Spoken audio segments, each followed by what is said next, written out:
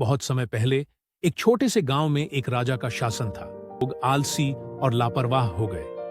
वे मेहनत से कतराने लगे और हर परेशानी के लिए राजा को दोष देते।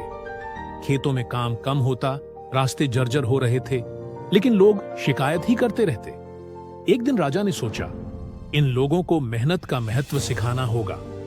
उसने गांव के मुख्य मार्ग पर एक बड़ा पत्थर रखवा दिया और छिपकर देखने लगा। सुबह सुबह एक धनी व्यापारी वहां से गुजरा।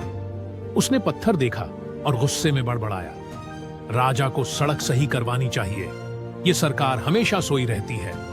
लेकिन उसने पत्थर हटाने का प्रयास नहीं किया। वह किनारे से निकल गया और अपने रास्ते चला गया। कुछ समय बाद एक सैनिक आया।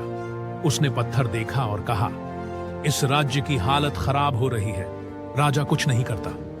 लेकिन उसने भी पत्थर को अनदेखा कर दिया और आगे बढ़ गया। शाम के समय एक गरीब किसान रामू वहां से गुजरा। वह बाजार से लौट रहा था और उसकी पीठ पर लकड़ियों का भारी बोझ था।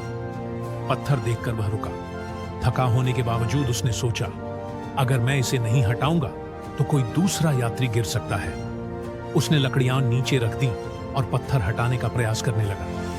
किसान ने बहुत कोशिश की। उसके हाथ मिट्टी से सन गए, पसीना बहने लगा, लेकिन उसने हार नहीं मानी। आखिरकार उसने पत्थर हटा दिया। जैसे ही पत्थर हटाया गया, उसके नीचे एक सोने की थैली और एक पत्र मिला। पत्र में लिखा था, जो इस पत्थर को हटाने का साहस करेगा वही इसे पाने का हकदार है। किसान यह देखकर हैरान रह गया। राजा ने तब पूरे गांव को बुलाया और कहा, तुम सबने पत्थर को देखकर शिकायत की, लेकिन इसे हटाने का प्रयास नहीं किया। सिर्फ रामू ने सोचा कि दूसरों का भला हो, इसलिए उसे इसका इनाम मिला। गांव वालों को अपनी गलती का एहसास हुआ।